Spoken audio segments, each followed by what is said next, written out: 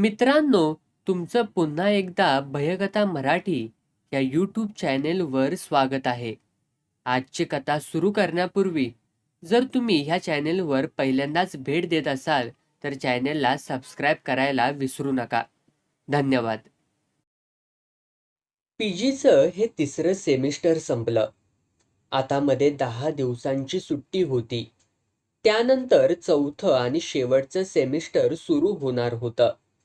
पुढच्या सेमिस्टरमध्ये सगळे व्यस्त राहू. मग परीक्षेनंतर सगळे आपापल्या मार्गाने निघून जाऊ. म्हणून या सुट्टीत सगळ्यांनीच एकत्र कुठेतरी जायचा प्लॅन सगळे मिळून करत होते. चिखलदऱ्याची वन डे ट्रिप मारूया, ग्रुपमधल्या एकाने प्रश्न टाकला. छे छे, वन डे ट्रिपची काय ती मजा, आणि चिखलदऱ्याला छी. ठीक आहे, मग 2 दिवसाला जाऊया. अरे गप्प राहा सगळेजण.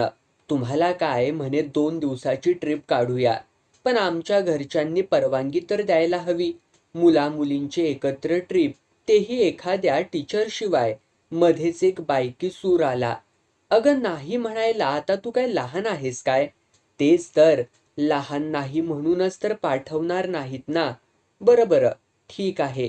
आपण असं करूया का, की सकाळी 7ची बस पकडून चिखलदऱ्याला जाऊया. 9-9:30 पर्यंत पोचू. काहीतरी खाऊ आणि मग भटकूया. एखाद्या हॉटेलमध्ये जेवूया. मग पुन्हा भटकू. 6ची बस पकडू, म्हणजे रात्रीपर्यंत घरी. कशी वाटली आयडिया? हो, पण एका दिवसात सगळं चिखलदरा भटकायला जमेल का? अरे जेवढं जमेल तेवढं तरी बघूया. राहिलेलं बघायला पुन्हा एकदा ट्रिप काढूया. अर्ध्या पाऊण तासाच्या चर्चेनंतर शेवटी सर्वानुमते चिखलदऱ्यालाच जायचं ठरलं. 3 मुले आणि 9 मुलं असा 12 जणांचा ग्रुप होता तो. दुसऱ्या दिवशी 7ची बस आपण पकडायची आहे हे ध्यानात ठेवून सगळेजण ठीक 6:30ला बस स्टँडवरती पोहोचलो. असा मेसेज एकमेकात पास करून ती सभा संपली आणि मंडळी पांगली. दुसऱ्या दिवशी ठरल्याप्रमाणे सगळेजण चिखलदऱ्याला पोहोचले होते. चहा नाश्ता होईतोपर्यंत 10:30 वाजले होते. Bhimkund, Panchbola, monkey point, nursery garden, long point, Devi point हे सगळं बघून झालं. जेवणापूर्वी तो दुसरा देवी पॉइंट बघूया. तो बराच दूर आहे. जेवल्यावरती कंटाळा येईल. अच्छा, चला तर मग. पण दूर म्हणजे आहे तरी कुठे? एकाने मध्येच प्रश्न टाकला. नर्सरी गार्डनकडे जाताना डाव्या बाजूला जो रस्ता आतल्या बाजूकडे जातो ना, तिकडून गेलं की तो पॉइंट आहे. म्हणजे आधी जंगल लागतंय. साधारण 2-3 किलोमीटर रस्ता पार केला की तो पॉइंट आहे. कसला पॉइंट आहे ना यार, बाजूला खोल दरी आणि दरीला लागून वर मंदिरामध्ये जायच्या पायऱ्या. कसलं भारी वाटतं माहितीये का? त्याचं वर्णन ऐकून सगळे उत्साहात आले. लगोलग त्या पॉइंटच्या दिशेने निघाले सुद्धा. रस्ता सुंदर होता. आधी जंगल लागलं, मग वळणावळणाचा रस्ता. तो सुद्धा आजूबाजूला दरी असलेला. दूर जायचं म्हणून मुलं 2 जिप्सी करून गेले होते. पॉइंट खरोखरच अतिशय सुंदर होता. पण फार दूर असल्याने तिथे शुकशुकाट होता. रस्ता संपतो तिथून पुढे एक लहानसा डोंगर होता. त्या डोंगरावरती देवीचं मंदिर होतं. वर चढायला गोलाकार पायऱ्या होत्या. डाव्या बाजूला तर डोंगर होता, मात्र उजव्या बाजूला खोल दरी होती. पायरी चढताना एखादं पाऊल जरी चुकून स्लिप झालं की माणूस बाजूच्या दरीत गेलाच म्हणून समजा. त्यामुळे सगळेच जण अगदी सावकाश इकडे तिकडे न बघता पायऱ्या चढू लागले. वर गेल्यावर आजूबाजूच्या दृश्याने त्यांना वेड लागायची पाळी आली होती. थंडी असल्याने फॉग होता. समोरच्या दरीत ढग तरंगल्यासारखा भास होत होता. पण यामुळे दरी किती खोल असेल याचा अंदाज येत नाहीये ना. हो ना, त्यामुळेच तर दरीकडे बघायची भीती वाटते. स्पॉट तर झक्कास आहे, पण इथे कसला कुजल्यासारखा वास येतोय ना. हा येतोय तर खरा, एखादा प्राणी मेला असेल आणि आत्ता सडला असेल. रुमाल नाकाला लावत मुलांची आपापसात चर्चा सुरू होती. हवेचा जोर असल्याने मुलींच्या ओढण्या व केस वाऱ्याने इकडे तिकडे उडत होते. ते सावरताना त्यांची धांदल उडत होती. त्या वाऱ्यामुळे कसले कसले आवाज होत होते. त्याच डोंगरावर दूर एका बाजूला विठेखाली खोचलेला एक कपडा फडफडताना दिसला. त्याचा होणारा आवाज मुलांचं लक्ष वेधून घेत होता. हवेने एका बाजूने ते कापड विठेखालून आधीच निघालं असावं. मग हळूहळू ते त्याच बाजूत निघत राहिलं. हे, त्या कापडाच्या खाली बघा, तिकडे बूट दिसतोय का? त्या ग्रुपमधील एक मुलगी हळूच बोलली. तसे सगळेच जण उत्सुकतेने पाहू लागले. दुरून तसं वाटत होतं खरं. बरोबर आलेले जिप्सी ड्रायव्हर खालीच उभे होते. सगळी मुलं मग हळूहळू त्या विटांजवळ गेले. जवळ गेले तसे मघाचा कुजकट आणि सडका वास वाढल्यासारखा वाटला सगळ्यांना. एक बूट खरंच आतून डोकावून बघत होता. दोघा तिघा उत्साही मुलांनी दुसऱ्या बाजूच्या 2 विटा उचलून कापडाच्या आत डोकावून पाहिलं. आत जे दिसलं ते पाहून त्यांची पाचावरती धारणच बसली. हे, आतमध्ये खरंच डेड बॉडी आहे यार, एक जण मोठ्याने किंचाळला. तसे सर्वच जण घाबरले. खालच्या जिप्सीवाल्यांना त्यांनी वरूनच ओरडून हाका मारल्या. आजवर टीव्हीवरती असल्या बॉडी बघितल्या होत्या, पण आता प्रत्यक्षात ती समोर बघून मुलींची तर वाचाच बसली. 100 वरती फोन करून पोलिसांना बोलवायचं का? मुलांनी जिप्सीवाल्यांना विचारलं. अहो, इकडे जवळच पोलीस चौकी आहे. आमच्याकडे त्यांचा नंबर असतोच. थांबा, मी त्यांना फोन करतो. असं म्हणत जिप्सीवाल्याने पोलीस चौकीत फोन केला. आपल्याला इथेच थांबायला सांगितलं आहे. फोनवरती बोलून झाल्यावर तो म्हणाला. सगळेच जण डोंगरावरून खाली उतरले होते.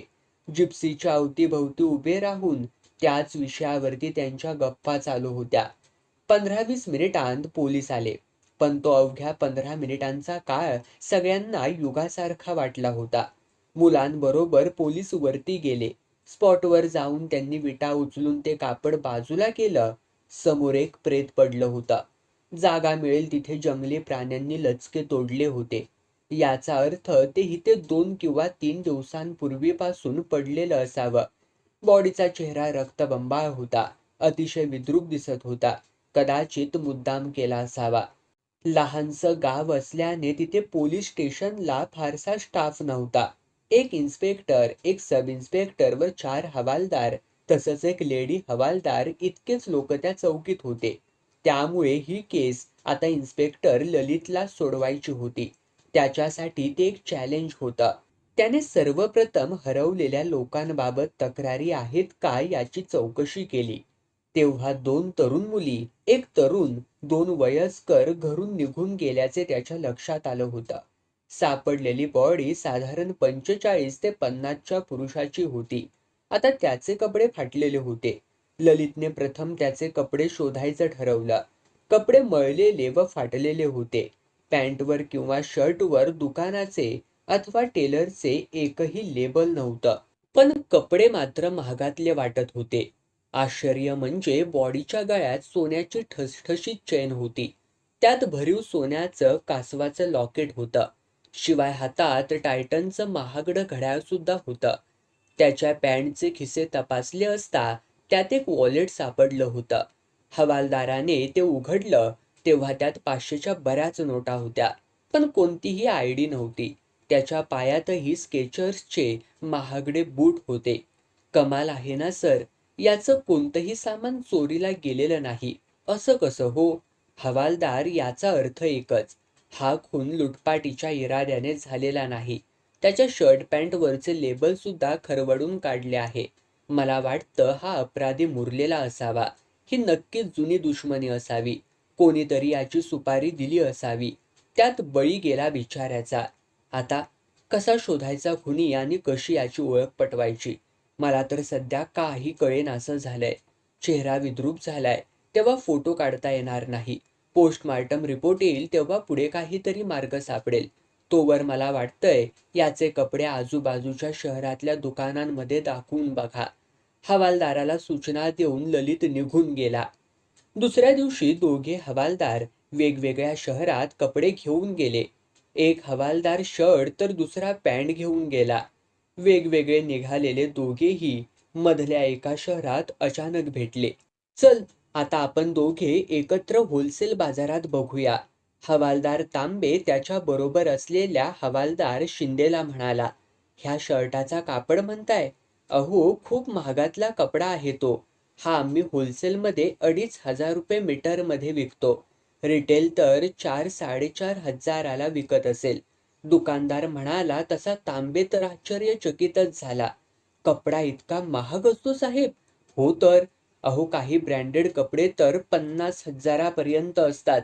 आणि कापड घेऊन शिवायचं म्हटलं तर लाखभर रुपये मीटरचेही कापड असतात. दुकानदार उत्साहाने त्या दोघांना सांगत होता. बरं आम्हाला आता सांगा, हा आम्ही आणलेला शर्ट पॅन्टचा कपडा तुम्ही विकला आहे का?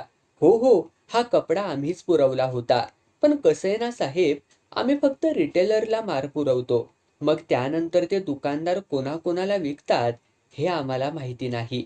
बरं, मग तुम्ही कोणाकोणाला हा माल विकलाय त्या दुकानांची यादी तर द्या. आम्ही प्रत्यक्ष जाऊन चौकशी करू. तांबेने दुकानदाराला यादी मागितली. हवालदार तांबे व शिंदे लिस्ट घेऊन परतले. त्यात बरीच दुकाने होती.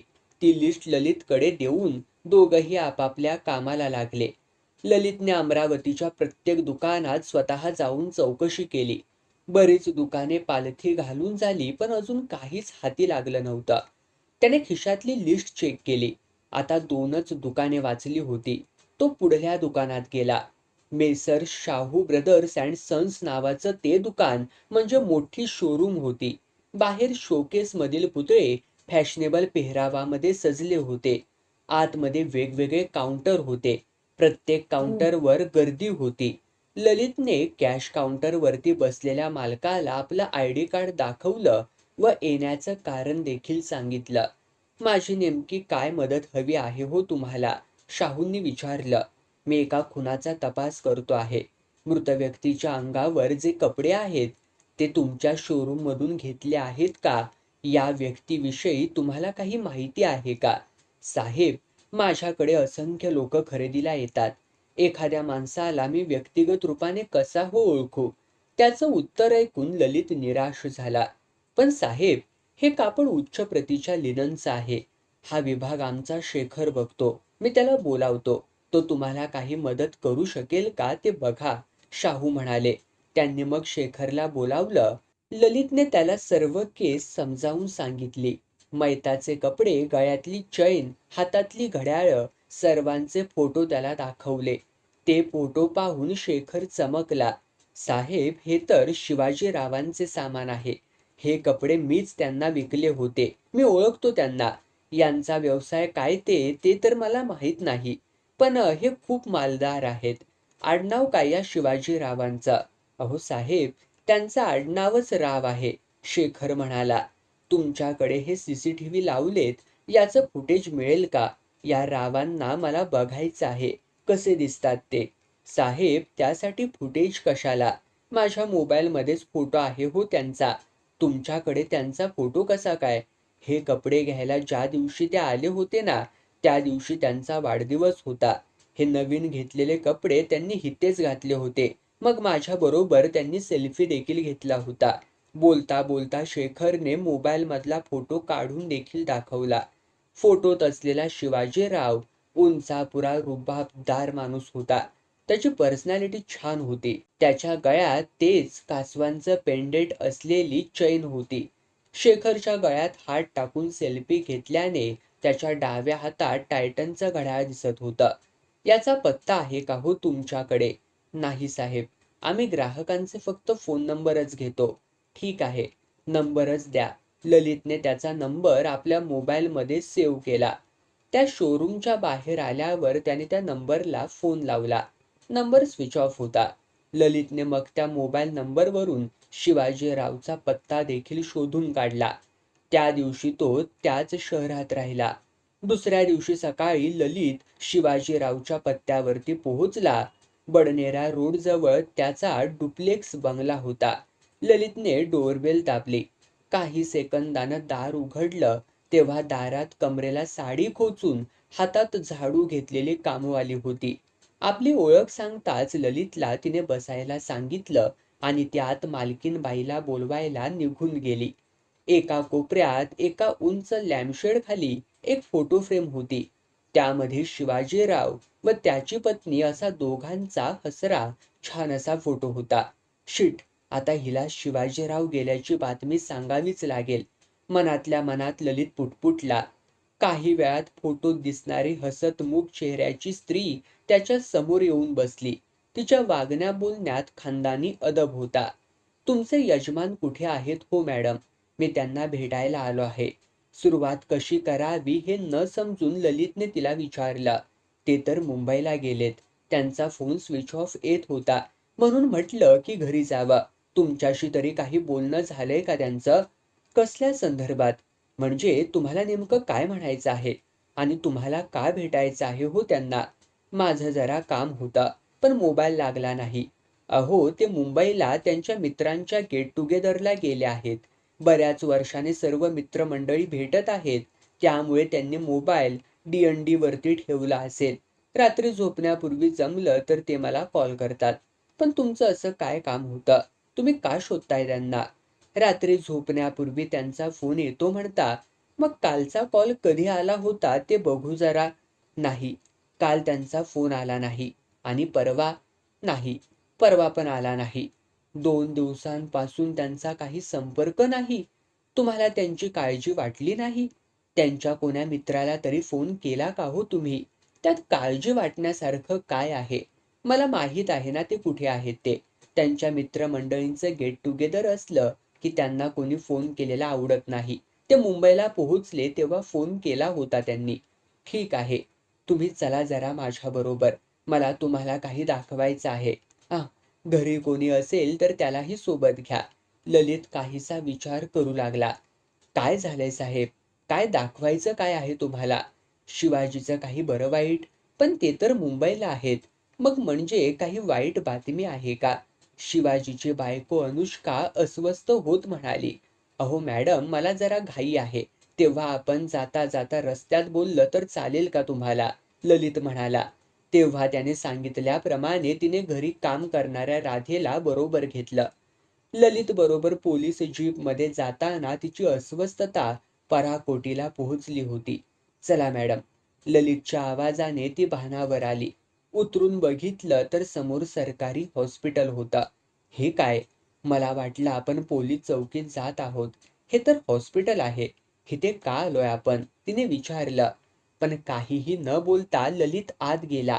जाताना त्या दोघींना आपल्या मागे यायची त्याने खूण केली. त्या दोघी घाईने त्याच्या मागे मागे निघाल्या. जाताना अनुष्काच्या मनात शिवाजीचेच विचार होते. त्याला काही झालं असावं असं तिला राहून राहून वाटत होतं. काही वेळाने ललित थांबला, तशी तीही थांबली. दारावर मोर्गची पाटी होती. सर, हे काय? काय दाखवायला आणलेत तुम्ही मला? माझ्या मागे या, असं मोघम बोलून ललित आतमध्ये गेला. अनुष्का व राधा पण त्याच्या मागे गेल्या. आत गेल्यावर मोर्गच्या अटेंडंटनं एक मोठं ड्रॉवर उघडलं. अनुष्काने आतमध्ये वाकून बघितलं. आतली बॉडी बघून ती मोठ्यानं किंचाळली. तिच्या शोक करण्याच्या प्रकारावरून ती बॉडी शिवाजी रावचीच असल्याचे ललितच्या लक्षात आलं. बॉडीचा चेहरा विद्रूप झाला होता, तरीही अनुष्काने तो बरोबर ओळखला होता. बॉडी पांढऱ्या कपड्याने संपूर्ण झाकलेली असली तरी हात अर्धवट उघडा होता. हाताची नखे पांढरी पडली होती. बॉडी बरोबर मिळालेलं सामान शिवाजी रावचंच असल्याची कबुली तिनं दिली. अनुष्का विलाप करू लागली. तिला धीर द्यायला राधा पुढे आली होती. तिने सुद्धा ती बॉडी बघितली. डोळ्यात पाणी आणून ती तिच्या साहेबांना जणू डोळ्यात साठवू पाहत होती. मध्येच ती अनुष्का जवळ येऊन हळूच काहीतरी पुटपुटली. पण अनुष्काच्या ते लक्षातच आलं नाही. राधाने एक दोनदा अनुष्काला सांगायचा प्रयत्न केला, पण अनुष्काचं लक्षच नव्हतं. मग ती अनुष्काच्या अगदी जवळ जाऊन तिच्या कानात काहीतरी पुटपुटली. मध्येच महत्वाचा फोन आल्याने ललित बाजूला गेला होता. ललित फोनवर बोलत असला तरी त्याचं लक्ष अनुष्का व राधावर होतंच. राधा अनुष्काच्या कानाशी लागलेली त्याने पाहिली होती आणि ते ऐकून अनुष्का राधाचा हात पकडून लगबगीने बाहेर पडताना त्यानं पाहिलं होतं. तो पटकन त्या दोघींच्या दिशेने गेला होता. अनुष्का घाईने कारमध्ये बसताना त्याला दिसली. त्याने हाक मारली तरी सुद्धा कार निघून गेली. त्याला काहीसं संदेहास्पद वाटलं तिचं वागणं. काय रे, त्या दोघी काही बोलत होत्या का? ललितने आत येऊन बॉडीचे ड्रॉवर बंद करणाऱ्या मोर्गच्या अटेंडंटला विचारलं. हो, त्या बाई बरोबर आलेली ती दुसरी बाई तिच्या कानात काहीतरी बोलली खरी. आधी ती दोनदा काहीतरी कुजबुजली, पण बाईंचं लक्षच नव्हतं. मग मात्र ती बाईच्या कानातच बोलली. ते ऐकल्यावर त्या बाई मुलीचा हात पकडून सरळ बाहेरच निघून गेल्या. हं, म्हणजे आपला संशय खरा होता तर. ललितच्या मनात विचार आला. बघू नंतर हे काय प्रकरण आहे ते. मनाशी पुटपुटत तो मोर्गमधून बाहेर पडून लॉजच्या दिशेने वळला. हे प्रकरण मार्गी लागेपर्यंत आता याच शहरामध्ये त्याचा मुक्काम होता. दुसऱ्या दिवशी ललित अनुष्का रावला भेटायला गेला. पुढचा तपास करायला त्याला शिवाजीची माहिती हवी होती. काल अगदी खानदानी पेहरावात असलेली ती आज एकदम सुतकी वेशात होती. दागिन्यांशिवाय पांढऱ्या साडीत तिला असं बघून त्याला कसं तरीच वाटलं. काय करायचे शिवाजी? त्याने विषयाला सुरुवात केली. ते शेअर ब्रोकर होते. मग प्रॉफिट की लॉस असायचा? त्यांच्या व्यवसायाविषयी मला फारसं काही माहिती नाही. त्यांच्या मॅनेजरला सगळं माहीत असायचं. पण घरात पैशाचा ओघ कायम असायचा. मॅडम, काल तुमच्याबरोबर मोर्गमध्ये असलेली राधा कुठे आहे आता? तिला जरा बाहेर बोलावता का? तिला सुद्धा काही विचारायचं आहे. ती नाही आली आज. ती काही दिवसांसाठी बाहेर गावी जाणार म्हणत होती. कधी येणार आहे ती राधा? बाहेर गावी गेली हे ऐकून ललित सतर्क झाला. ते काही तिनं सांगितलेलं नाही. आल्यावर लगेच येते म्हणाली. मी माझ्या दुःखात चूर असल्याने मी पण फारसं तिला काही विचारलं नाही. अनुष्का डोळे टिपत म्हणाली. मॅडम, 2 दिवसात बॉडी तुमच्या ताब्यात मिळेल. मी कळवतो तुम्हाला कधी ते. निरोपाचं बोलून ललित निघणार तोच त्याला लोकल पोलीस चौकीतून फोन आला. सर, विमा कंपनीच्या कोण्या विष्णू सोळंकीला तुम्ही बोलावलं होतं का? पलीकडून विचारलं गेलं. हो, काहीतरी काम आहे म्हणाला. काल तो लॉजवरती भेटायला आला तेव्हा मी बाहेर होतो, म्हणून आज चौकीत आला असेल. बसवा त्याला, मी येतोच लवकर. बोलता बोलता त्याने अनुष्काला निघतो अशा आशयाची खूण केली आणि तो निघून देखील गेला. सॉरी, तुम्हाला वाट बघावी लागली जरा. पण काय करणार, आमची ड्युटीच तशी आहे. एजंटला भेटल्यावर ललितने दिलगिरी व्यक्त केली. पुन्हा एकदा चहाचा राऊंड झाला.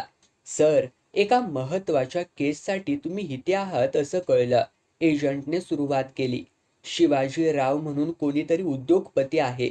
ललितने त्याला संपूर्ण केस सांगितली. सर, मी याच केसच्या संदर्भात तुमच्याकडे आलो आहे. मला तुमच्या मदतीची फार गरज आहे, तो काकुळतीने म्हणाला. या केस संदर्भात? तुम्ही या शिवाजीरावचा विमा उतरवला होता की काय? ललितने सहज खडा मारला. हो, 6 महिन्यांपूर्वी मी या शिवाजीरावचा 10 कोटीचा विमा उतरवला होता. जेव्हा हा विमा आणला तेव्हा आमच्या ऑफिसमध्ये माझं कोण कौतुक झालं होतं. विम्याची रक्कम क्लेम करायला प्रोसिजर काय अशा आशयाचा फोन मला काल रात्री त्यांच्या मॅनेजरने केला होता. तेव्हा इतकी मोठी रक्कम द्यायची म्हणून आता सिनियर लोक मला शिव्या घालत आहेत. तो म्हणाला. त्याचं बोलणं ऐकून ललितच्या डोक्यात असंख्य ट्यूबलाइट्स जणू एकदमच पेटले. पैशासाठी तर हा खून झाला नसावा. अनुष्काचे बाहेर कुठे अफेअर असेल म्हणून तिनेच तर हा खून घडवून आणला नसेल ना. त्याच्या विचारांना असंख्य धुमारे फुटले.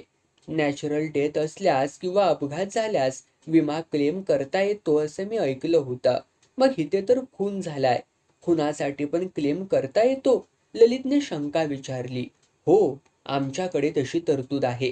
म्हणजे मृत्यू कुठल्याही प्रकारे झाला तरी त्याच्या वारसांना विम्याची रक्कम आम्ही देतो, तो म्हणाला. शिवाजीरावने सगळे हप्ते वेळेवर भरले आहेत का? नाही, म्हणजे अमाऊंट मोठी असेल ना. या महिन्याचा हप्ता भरायची तारीख तशी 4 दिवसांपूर्वीच उलटून गेली आहे. पण त्याने काय होणार? काल त्यांच्या मॅनेजरचा फोन आला होता. तेव्हा मी या हप्त्याविषयी त्यांना सांगितलं होतं, तर ते म्हणाले की लगेच भरतो म्हणून. सर, कसंही करून सत्य काय ते लवकरात लवकर शोधा हो, नाहीतर आमच्या कंपनीला 10 कोटींचा फटका बसेल. गेले 6 महिने पॉलिसीचा हप्ता येत होता तेव्हा सिनियर माझं कौतुक करत होते. आता मात्र सगळेच मला ओरडत आहेत. काळजी करू नका, आठवडाभर जरा थांबा. अनुष्का रावने कितीही घाई केली तरी पैसे इतक्यात देऊ नका. काहीतरी कारण काढून वेळ लावा. आणि तसंही अवघे 5 दिवस झालेत त्या रावला जाऊन. इतक्या लवकर विम्याचे पैसे मिळत नसतीलच ना. ठीक आहे, मी तुमच्या फोनची वाट बघतो. सोळंकीच्या चेहऱ्यावरती आशा दिसत होती. शिवाजीरावची माहिती शोधून काढायला ललितने लोकल खबऱ्यांची मदत घेतली. त्यावेळी त्याच्या असं लक्षात आलं की शिवाजीचा शेअर मार्केटचा व्यवसाय तोट्यात होता. भरपूर पैसे तो गमावून बसला होता. सध्या परिस्थितीत तो कर्जबाजारी होता. इतकंच नाही तर त्याचा राहता बंगला बँकेकडे गहाण देखील पडला होता. त्याची कार त्याने मागल्या महिन्यामध्ये विकली होती. याची परिस्थिती इतकी वाईट असताना हा विम्याचे हप्ते कसे भरत असेल, अशी शंका ललितला आली. वेगवेगळ्या सोर्सेसने तो शिवाजीरावची माहिती मिळवत राहिला. पुढला तपशील शोधायला ललितने एका हवालदाराला अनुष्का रावच्या पाळतीवरती बसवलं. तिच्या बंगल्यासमोर त्या हवालदाराने पेपरचा स्टॉल लावला होता. दिवसभर तो पेपर विकत उभा राहायचा. 2 दिवस काहीच झालं नाही. अनुष्का कुठे बाहेर गेली नाही किंवा तिला भेटायला कोणी आलं नाही. पण तिसऱ्या दिवशी एक स्त्री बंगल्यातून बाहेर आली. तिने निळा ड्रेस घातला होता. स्कार्फने चेहरा संपूर्ण झाकला होता आणि चेहऱ्यावरती गॉगल चढवला होता. ती सावकाश बाहेर आली, एक टॅक्सी केली आणि निघून गेली. हवालदाराने पेपरच्या स्टॉल बाजूच्या दुकानदाराला आलोच 5 मिनिटात, जरा लक्ष ठेव असं म्हणत त्याच्यावरती सोपावला. आपली बाईक काढून तो समोर गेलेल्या टॅक्सीच्या मागावर निघाला. बराच वेळ फिरणारी ती टॅक्सी शहराच्या विरुद्ध दिशेला असलेल्या हॉटेलसमोर उभी झाली. आतली स्त्री बाहेर आली. काउंटरवरती काहीतरी बोलली आणि वरच्या दिशेने निघून गेली. हवालदाराने ललितला फोन करून सर्व कथन केलं. हे बघा, ती नक्कीच अनुष्का असेल. ती कुठे जाते आहे हे कोणाच्याही लक्षात यायला नको, म्हणून तर ती टॅक्सीने गेली. तुम्ही तिथेच थांबा, मी लगेच येतो. आपण त्यांची खोली चेक करू, ललितने त्याला सूचना केली. वाऱ्याच्या वेगाने गाडी चालवत ललित त्या जागी पोहोचला सुद्धा. तरी सुद्धा त्याला यायला अर्धा तास लागलाच. हवालदारकडून ती बाहेर आली नाही याची त्याने खात्री करून घेतली. मग काउंटरला जाऊन स्वतःची आयडी दाखवत त्या स्त्रीची रूम कोणती हे विचारलं. Room number 113. रिसेप्शनिस्टनं सांगितलं होतं. कोण आहे त्या रूममध्ये? सर, हैदराबादचे कोणी राघव शेट्टी आहेत. फिल्म रायटर आहेत. पिक्चरची स्टोरी लिहायला ते इथे येऊन राहिलेत. त्या मॅडम त्यांना त्याच संदर्भात भेटायला गेल्या असाव्या. रूमची दुसरी किल्ली द्या. पण आता ते रूममध्ये नाही आहेत का? कुठे बाहेर गेले आहेत का? तसं नाही, त्यांनी चेकआउट केलं आहे, रिसेप्शनिस्ट म्हणाली. ते ऐकून ललित आश्चर्यचकित झाला. पण मॅडम, मी बराच वेळापासून बाहेर उभा आहे. मी त्या बाईला इकडून बाहेर पडताना तर पाहिलंच नाही. ती गेली तरी केव्हा? आणि चेकआउट केलेलं तुमचे गेस्ट सुद्धा मला दिसले नाहीत. हवालदार पोटतिडकीनं म्हणाला. सॉरी सर, तुम्ही येण्याच्या काही वेळापूर्वी त्यांनी आम्हाला सांगितलं. ऑनलाईन बिल ट्रान्सफर केलं आणि ते निघून गेले. त्या साहेबांची रूम ज्या बाजूला आहे तिकडून बाहेर जायला रस्ता आहे. ते तिकडूनच गेले असावेत. तुम्ही भेटायला येणार हे मला माहीत असतं तर मी त्यांना थांबायला सांगितलं असतं किंवा तुम्हाला तसं कळवलं असतं, ती घाईने सांगू लागली. बाहेर येऊन ललितने लोकल पोलीस चौकीमध्ये फोन केला आणि सब इन्स्पेक्टर प्रजापतीला सगळ्याची कल्पना देत अनुष्का रावच्या घरी तातडीने जायला सांगितलं. प्रजापती तिच्या घरी पोहोचला तेव्हा अनुष्का भेटणारच नाही याची त्याला खात्री होती. त्याने डोरबेल वाजवली. अनुष्काच्या नोकरानीने दार उघडलं. पोलीस दारात बघून ती लगेच म्हणाली, बाईंना बरं नाही, त्या झोपल्या आहेत. ते ऐकून प्रजापती आश्चर्यचकित झाला. मॅडम बाहेरून कधी आल्यात? डॉक्टरांकडे गेल्या होत्या का? त्याने नेटाने विचारलं. म्हणजे? तिच्या स्वरात आश्चर्य असावं असं प्रजापतीला वाटलं. म्हणजे मॅडम बाहेर गेल्या होत्या ना? त्या कधी आल्या? मॅडम बाहेर गेलेल्याच नाहीत, त्या तर घरीच आहेत. बरं नाही तर बाहेर तरी कशा जातील?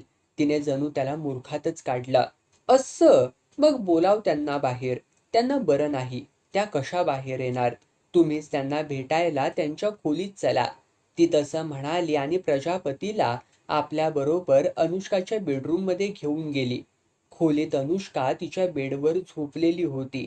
शेजारी सलाईन स्टँडवरती सलाईनची बाटली लागली होती. त्यातली औषधं थेंबाथेंबाने अनुष्काला दिलं जात होतं. धीरगंभीर चेहऱ्याने एक जण तिच्या बाजूला बसून तिला मॉनिटर करत होता. चाहूल लागल्यावर त्याने मागे वळून बघितलं तेव्हा त्याच्या गळ्यात स्टेथोस्कोप लटकवलेला होता. त्यावर तो डॉक्टर असल्याचं प्रजापतीच्या लक्षात आलं. काय झाले डॉक्टर साहेब? त्या गंभीर वातावरणाचा अंमल प्रजापतीवरती सुद्धा चढला होता. काल रात्री यांना मायनर हार्ट अटॅक आलाय. मग तुम्ही यांना हॉस्पिटलमध्ये का हलवलं नाहीत? प्रजापतीने नवलानं विचारलं. तशी गरज नाही वाटली. मी लगेच त्यांना योग्य ट्रीटमेंट दिली होती. मी यांचा फॅमिली डॉक्टर आहे. कदाचित शिवाजी साहेब गेल्याचे दुःख यांना सहन झाले नसावे. त्यामुळे त्यांची तब्येत बिघडली आहे. मॅडम या जागेवरून अजिबात उठल्या नाहीत का? तुम्ही इकडे कधीपासून आहात? कमाल आहे साहेब तुमची. अहो यांची परिस्थिती तर पहा. सलाईन लागलेलं असताना त्या कशा हो उठतील? आणि तसंही मी काल रात्रीपासून इथेच आहे.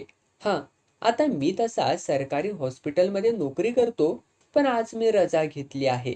खरं तर अनुष्का मॅडमना अजून 24 तास खबरदारीची गरज आहे. त्यांना कोणी बघायला नाही म्हणून तर माणुसकीच्या नात्याने मी इथे बसलो आहे ना. डॉक्टरांच्या बोलण्याने प्रजापती हवालदिल झाला. तो मागे वळून बाहेर आला. हॉलमध्ये त्याला ललित नोकरानीशी बोलताना दिसला. सर, अनुष्का मॅडम तर बाहेर पडलेल्या नाहीत म्हणे. त्याने हळूहळू सर्व त्याला सांगितलं. मी बघतो, तू बाहेर थांब, ललित हलकेच म्हणाला. त्याच्या म्हणण्यानुसार प्रजापती बाहेर निघून गेला. ललित सावकाश अनुष्काच्या बेडरूम मध्ये गेला. प्रजापती म्हणाला तसं अनुष्का बेडवरती झोपली होती. सलाईन सुरू होतं आणि डॉक्टर तिच्या चेहऱ्यावरचे भाव निरखत होते. अचानक अनुष्काची झोप चाळवली. तिने प्रयत्नपूर्वक डोळे उघडले. थकलेल्या डोळ्याने तिने ललितकडं बघितलं. त्याला बघून तिच्या नजरेत जणू अनेक प्रश्न तरळले. ते पाहून डॉक्टरांनी तिच्या हातावरती हलकेच थोपटलं. त्या आश्वासक स्पर्शाने तिने पुन्हा डोळे मिटले. डॉक्टरांनी त्यालाही तेच सांगितलं जे प्रजापतीला सांगितलं होतं. ललितने संपूर्ण खोलीत बारकाईने नजर फिरवली. अगदी सलाईनचे स्टँड व अनुष्काच्या बेडजवळील डस्टबिन सुद्धा त्याच्या नजरेतून सुटले नाहीत. डॉक्टरांनी त्याला जायचा इशारा केला तेव्हा दिग्मूढ झालेला ललित बाहेर पडला. एक ग्लास पाणी मिळेल का? बाहेर असलेल्या त्या नोकरानीला त्याने पाणी मागितलं. पाणी पिऊन झाल्यावर तो निघून गेला. आपल्या मागे बंगल्याचे दार बंद झाल्याचे त्याने पाहिलं होतं. बाहेर येऊन त्याने प्रजापतीला कामाच्या काही सूचना दिल्या. प्रजापती निघून गेल्यावर ललित पुन्हा मागे वळला आणि अनुष्काच्या बंगल्याकडे निघाला. खिशातून एक किल्ली काढली. सावकाश लॅचमध्ये सरकवली. त्याचं लक जोरावर असावं. त्या किल्लीने तो दरवाजा उघडला. त्याने हलकेच आत पाहिलं. हॉल रिकामा होता. तो चोर पावलाने अनुष्काच्या बेडरूमच्या दिशेने गेला. क्षणभर तो बंद दारासमोर उभा होता. आतून त्याला हसण्याचे आणि बोलण्याचे आवाज येत होते. खाडकन दरवाजा उघडत तो आत प्रविष्ट झाला. आतल्या दृश्याने तो आश्चर्यचकित झाला. बेडरूम मध्ये एका बाजूला असलेल्या सोफ्यावर बसून डॉक्टर आरामात चहा घेत होते. त्यांच्या समोरच्या टिपॉयवर 2-3 प्रकारचे खाद्यपदार्थ देखील ठेवले होते. अनुष्का सुद्धा तिथे बसून चहा घेत होती. ललितला पाहून दोघेही चमकले. अनुष्का चहाचा कप खाली ठेवत गडबडीने उठली. अरे वा मॅडम, तुमच्या डॉक्टरांच्या हाताला बराच गुण आहे म्हणायचा. तुम्ही तर एकदम उठूनच बसलात की, ललित उपहासाने म्हणाला. तोंड सांभाळून बोला इन्स्पेक्टर. तुम्ही सरळ सरळ माझ्या बेडरूम मध्ये कसे काय घुसलात? मी तुमच्या वरिष्ठांना तक्रार करेन तुमची, अनुष्का गुरमीतच म्हणाली. अवश्य करा. कसं आहे ना मॅडम, मला मगाशीच तुमचा संशय आला होता. पण तुम्हाला रंगेहात पकडायचं होतं म्हणून मी निघून गेलो होतो. अर्थात तसं नाटक केलं होतं. पण मग जाताना तुमची ती नोकरानी जेव्हा पाणी आणायला गेली ना, तेव्हा मेंढोर शेजारी ज्या किल्ल्या लागल्या आहेत त्यात असलेली तुमच्या लॅचची की मी घेऊन गेलो होतो. सुदैवाने मी योग्य किल्ली घेऊन गेलो होतो. तीच वापरून मी आत आलो आणि तुम्हाला हे रंगेहात पकडलंय. तुमची खोली मी मगाशी नजरेखालून घातली तेव्हा तुमच्या बेडखाली असलेली डस्टबिन माझ्या नजरेतून सुटली नव्हती. त्यात एक कपडा व गॉगल पडला होता जो तुम्ही बाहेर जाताना वापरला होता. माझ्या हवालदाराने तुमचा फोटो काढून पाठवला होता. त्यामुळेच मी त्या वस्तू ओळखू शकलो. अहो इन्स्पेक्टर साहेब, मी खरोखरचा डॉक्टर आहे. हवं तर तुम्ही चेक करा. याच एरियामध्ये माझं क्लिनिक देखील आहे आणि मी यांचा फॅमिली डॉक्टर सुद्धा आहे. डॉक्टर काकुळतीने म्हणाला. खरं तर खाकी वर्दीतल्या ललितला पाहून डॉक्टर घाबरला होता. डॉक्टर असून असं खोटं वागायला लाज नाही वाटत? ललित खेदाने म्हणाला. तो असं म्हणताच डॉक्टर त्याच्यावरती धावून आला. ललितवर त्याने सरळ सरळ हातच उचलला.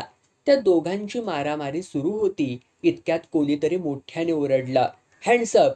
त्या आवाजातल्या जरबेने ललित व डॉक्टर दोघेही मागे वळले. मागे जो माणूस उभा होता त्याला पाहून ललितचे डोळेच आश्चर्याने विस्फारले. हातात बंदूक असलेला तो शिवाजी होता. शिवाजी राव होता. तू? ललित आश्चर्याने ओरडला. होय मीच, शिवाजीराव. उद्दाम स्वरात तो म्हणाला. अनुष्का पटकन आधाराला त्याच्या मागे जाऊन उभी झाली. डॉक्टर सुद्धा लगेच तिच्या मागोमाग गेला. तू तर मेला होतास ना? तुझी बॉडी पोस्टमार्टमला आहे. मग तू इथे कसा काय? की तू मेलाच नव्हतास. मग या तुझ्या बायकोने माझ्या नवऱ्याची बॉडी म्हणून कोणाची बॉडी ओळखली होती? अरे हो शिपुर्ड्या, किती प्रश्न एकदम विचारणार आहेस तू? दमजर धरा. दमधर जरा. सांगतो की सगळं सांगतो. पण तू मागे सरक आणि त्या मागच्या भिंतीजवळ जाऊन उभा हो. असं म्हणत शिवाजीने त्याला मागच्या भिंतीला खेटून उभं राहायला भाग पाडलं. हां, तर मी जिवंत कसा? शिवाजी पुढे सांगू लागला. अरे शेअर मार्केट मुठ्ठीत होतं माझ्या. खूप पैसा कमावला होता मी. प्राईम लोकेशनची ही जागा माझ्या वडिलांची होती. या जागेवरती मोठा जुनाट वाडा होता. तो पाडून मी हा बंगला बांधला. मर्सिडीज घेतली. फॉरेन ट्रिप्स झाल्या. बायकोला सोने आणि हिऱ्यामध्ये बुडवून टाकलं होतं. पण अचानक मंदी आली आणि माझे सगळे आराखडे चुकू लागले. बघता बघता सगळं वैभव गेलं. गाडी विकली. सेव्हिंग्ज संपले. बायकोचे बरेच दागिने विकले. हा बंगला देखील गहाण पडला होता. असं? मग इतकी मोठी पॉलिसी काढली होती, त्याचे हप्ते बरे वेळेवरती भरत होतास? ललितने विचारलं. हो, ते खरंच आहे. या सगळ्या धबडग्यात ती गोष्ट मी कसोशीनं पाळली. हप्ते कधीही चुकवले नाहीत. म्हणून तर आता तेच माझ्या कामी येणार आहेत. शिवाजी निर्लज्ज होऊन हसत म्हणाला. ओ, म्हणजे हा सगळा तुझा प्लॅन होता तर? ललित खेदाने म्हणाला. तसंच काही नाही. पॉलिसी काढताना असा काही माझा विचार देखील नव्हता. त्यावेळी पैसा होता आणि तो मला कुठेतरी गुंतवायचा होता म्हणून मी पॉलिसी काढली होती. पण ती अशी माझ्या कामास येईल ते तेव्हा तरी मला माहीत नव्हतं. तर माझा एक जुळा भाऊ होता. सेम टू सेम माझ्यासारखा. अंगकाठी तशीच आणि चेहरा देखील माझ्यासारखा. त्याची आर्थिक परिस्थिती फार वाईट होती. आमच्या आई वडिलांचा डिवोर्स झाल्याने तो आईकडे व मी बाबांकडे राहिलो. आई त्याच्याकडे फारसं लक्ष देऊ शकली नाही. कसाबसा ग्रॅज्युएट होऊन तो कुठेतरी क्लार्क म्हणून नोकरीला लागला. मी मात्र MBA झालो. चांगली नोकरी पटकावली. पण त्या ठराविक पगारात मज्जाच येईना. म्हणून मग शेअर मार्केटमध्ये शिरलो. नशिबाने अतिशय चांगली साथ दिली रे मला. गेल्या काही वर्षात खूप पैसा कमावला होता. पण मार्केट डाऊन झाला आणि सर्व होत्याचं नव्हतं झालं. त्यात एकदा मध्येच माझा भाऊ माझ्याकडे मदत मागायला आला होता. तेव्हा मी घरी नव्हतो आणि तो आला तेव्हा बायको त्यालाच आपला नवरा समजली. पण त्याने तो मी नव्हेच असं म्हणून तिला आपली ओळख सांगितली. काही वेळाने मी पण घरी पोहोचलो. मी केली होती त्याला मदत. ओ, गॉट इट. जी बॉडी पोस्टमार्टमसाठी आहे ती त्याचीच आहे ना शिवाजी? ती बॉडी तुझी नसून तुझ्या जुळ्या भावाची आहे हे राधाने ओळखलं होतं ना? ललितने मध्येच विचारलं. वाह, कसला हुशार आहेस रे शिपुर्ड्या. बरोबर ओळखलंस की. त्याच्या उजव्या हाताला 6 बोटं आहेत. तो एकदा घरी आला होता तेव्हा राधाने त्याला पाणी देखील दिलं होतं. त्यावेळी तिने त्याचे 6 बोटं बघितले होते. त्या दिवशी राधा व अनुष्का मोर्गमध्ये गेल्या तेव्हा राधाने हातावरून तो मी नव्हेच हे ओळखलं होतं. म्हणून तर अनुष्का तिकडून सटकली होती. राधाला संशय आल्याचं आमच्या लक्षात आलं तसं आम्ही तिला तिच्या नवऱ्यासह गायब केलं. पैसा क्लेम करायला आमच्या सारखेपणाचा म्हणजे जुळ्या भावाचा मी फायदा करून घेतला. तो आईसह चिखलदऱ्याला राहायचा. मी हा जो बंगला बांधला ही आमची जागा वडिलोपार्जित होती. म्हणून माझ्या भावाला माझ्या इस्टेटीत वाटा हवा होता. मी त्याला चिखलदऱ्याला भेटायला गेलो होतो. त्याच देवी पॉइंटवर आम्ही भेटलो होतो. आमच्यात बाचाबाची झाली, मग मारामारी झाली. माझा राग पराकोटीला पोहोचला होता. एक मोठाला दगड उचलून मी त्याच्या डोक्यात घातला. माझ्या हातून त्याचा खून झाला. बॉडी कोणी ओळखू नये म्हणून मी त्याचा चेहरा विद्रूप केला होता. त्या जागी शुकशुकाट असतो, पण कोणी येतच नाही असं नाही. दिवसभरात 2-4 लोक स्पॉट बघायला येतातच. नेमकं कोणी आलं तर काय, या विचाराने मी अतिशय घाबरलो होतो. काही वेळ मी सुन्नपणे घालवला. मग हळूहळू भानावर आलो. तो गेला. मागची ब्याद गेली असं वाटलं. माझ्या सुदैवानं तो सुट्टीचा दिवस नसल्याने त्या दिवशी कोणीही तो स्पॉट बघायला आलं नव्हतं. मी जरा शांत झालो. मग मनामध्ये विचार आला, या जुळेपणाचा फायदा आपणच घेतला तर पॉलिसीचे 10 कोटी सहज मिळतील की. मी लगेच माझ्याच गळ्यातली कासवाचे पेंडंट असलेली चैन भावाच्या गळ्यात घातली. घड्याळ त्याच्या हातात चढवलं. माझे कपडे त्याला घातले आणि वॉलेट त्याच्या खिशात सरकवलं. बायकोला फोन करून सगळा प्लॅन सांगितला आणि मग ती माझीच बॉडी आहे असं माझ्या बायकोने खात्रीनं सांगितलं. माझ्या मॅनेजरने पॉलिसी क्लेम सुद्धा केली आहे. 2-4 दिवसात पैसे हाती आले की आम्ही दोघे रफूचक्कर होणार. अरे पुढे तरी ऐक ना. हा जो डॉक्टर आहे ना, हा आमच्या प्लॅनमध्ये सामील आहे. खरं तर याचा एक वीक पॉइंट माझ्या हाती लागलाय, म्हणून तर हा मला मदत करायला तयार झालाय ना. पण फक्त 2च लोक यात माझ्या बरोबर आहेत बरं का. हा एक डॉक्टर आणि दुसरा माझा मॅनेजर. आणि आता तिसरा मी. ललित म्हणाला. तू कसा असणार? तू तर आता मरणार आहेस ना. अरे माझा प्लॅन तुला समजलाय रे बाबा. चल मरायला तयार हो. असं म्हणत शिवाजीने त्याच्यावरती हातातली बंदूक रोखून धरली. अरे हो हो, मला मारायला तू उतावीळ आहेसच, पण जरासा तरी थांब. मागे वळून तरी बघ एकदा. ललित शांतपणे असे म्हणाल्यावरती शिवाजी, अनुष्का आणि डॉक्टर तिघेही गर्कन मागे वळले. मागे सब इन्स्पेक्टर प्रजापती 2 हवालदारांबरोबर ती उभा होता. त्यात एक लेडी हवालदार सुद्धा होती. पोलिसांना समोर बघून गाफील असलेले ते तिघेही चमकले. शिवाजीला काही समजण्यापूर्वीच प्रजापतीने चपळतेने पुढे येऊन त्याच्या हातातली बंदूक काढून घेतली. मी वर येण्यापूर्वी प्रजापतीला माझा संशय बोलून दाखवला होता. काही वेळापूर्वीच जेव्हा आम्ही आत आलो होतो आणि ही अनुष्का पेशंट होऊन या बेडवरती झोपली होती, तेव्हा ती निळ्या ड्रेसमध्ये होती. ती जेव्हा त्या हॉटेलमध्ये गेली होती तेव्हा तिचा फोटो मला हवालदाराने पाठवला होता. तिने घाईने पेशंट म्हणून झोपताना तो गॉगल व स्कार्फ बेडजवळच्या डस्टबिनमध्येच टाकलं होतं. ते मी मघाशीच बघितलं होतं. तिने पेशंट व्हायचा आव अगदी व्यवस्थित आणला होता. पण अति घाई संकटात नेई म्हणतात ना, तसंच झालं अगदी बघ. ललित हसत हसत म्हणाला. शिवाजीने अनुष्काकडे रागानं पाहिलं. ती डस्टबिनकडे बघत होती. ललितने त्या डस्टबिनमधून गॉगल व स्कार्फ काढून दाखवला. अरे हो, अनुष्का मॅडम, तुम्ही त्या हॉटेलमध्ये कोणाला भेटायला गेल्या होतात हो? ललितने मध्येच विचारलं. यांनाच भेटायला गेले होते. तिने मरगळल्या स्वरात शिवाजीकडे बोट दाखवलं. हो, मीच तिकडे हैदराबादचा शेट्टी बनून राहिलो होतो. आमचे कॉल कदाचित रेकॉर्ड केले जातील म्हणून मीच अनुष्काला वेश बदलून भेटायला ये असं सांगितलं होतं. पण तिचा पाठलाग होतो आहे हे तिच्या लक्षात आलं होतं, म्हणून तर आम्ही दोघं तिथून निघून गेलो होतो. तू घरी येणार असं अनुष्काला वाटलं होतं, त्यामुळे ती घाईने घरी पोहोचली. मी डॉक्टरला घरी जायला सांगितलं आणि मी पण घरीच येऊन लपलो होतो. शिवाजीच्या आवाजाची पट्टी खाली आली होती. तू 12च्या भावात गेला शिवाजी आता. माझ्या खिशातल्या पेनमध्ये स्पाय कॅमेरा आहे. ड्युटीवरती असताना पुरावे गोळा करण्यासाठी मी नेहमीच वापरतो. आताही तुझे काही बोलला आहेस ते सगळं मी रेकॉर्ड केलं आहे. सज्जड पुरावा मला मिळाला आहे, सज्जड. चला तर मग, आपली वरात आता पोलीस स्टेशनला न्यायला सज्ज व्हा. तुझ्या विम्याचा शेवटचा हप्ता तू आता जेलातच बसून दे. असं कुत्सितपणे म्हणून ललित पुढे निघाला तसं त्या तिघांना त्याच्या मागोमाग निघावंच लागलं. त्यांच्या मागे दम द्यायला प्रजापती हवालदारांसह होताच की.